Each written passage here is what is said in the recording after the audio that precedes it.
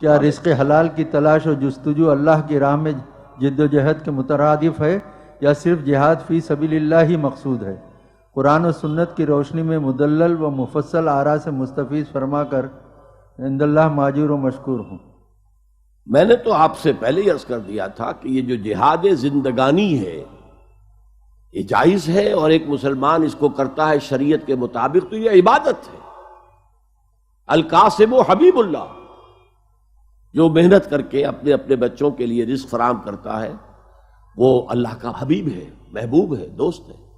لیکن جہاد فی سبیل اللہ جو ہے وہ بالکل دوسری شے ہے، اس کے لیے تو فاقہ بھی برداشت کرنا پڑے گا۔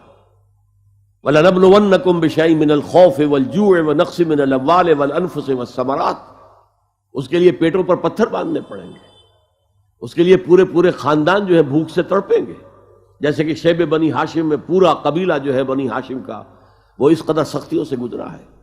تو جہاد فی سبیل اللہ کا اپنا ایک پیٹرن ہے، لیکن یہ کہ خود روزی کمانا اور نیک روزی کمانا یہ بھی نیک کام ہے۔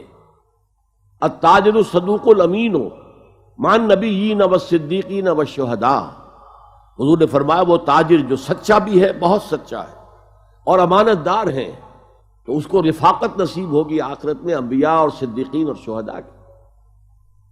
لیکن ہر چیز علیحدہ ہے۔ جتنا اچھا ہوتا ہے وہ اللہ کی طرف سے ہوتا ہے، اور جتنے برے کام ہوتے ہیں پھر وہ کس کی طرف سے ہوتے ہیں؟ ان پر آپ روشنی ڈالیں۔ دیکھیے ہر کام اچھا ہو یا برا، اس میں سب سے پہلے آپ کا ارادہ اور آپ کی نیت کو دخل ہے، اس کے بعد اللہ کی طرف سے اذن ہوتا ہے کہ ٹھیک ہے اگر تم چوری کرنے جانا چاہتے ہو جاؤ چوری کرو، ٹھیک ہے اگر تم تہجد کی نماز مسجد میں جا کے پڑھنا چاہتے ہو جاؤ۔ تو بغیر اللہ کے اذن کے کچھ نہیں ہو سکتا، نہ نیک کام ہو سکتا ہے نہ کوئی برا کام ہو سکتا ہے، لیکن دی انٹینشن، وہ کرنے کی نیت اور ارادہ آپ کا ہے، اور اس پر یا ثواب ملے گا یا اس پر سزا ملے گی۔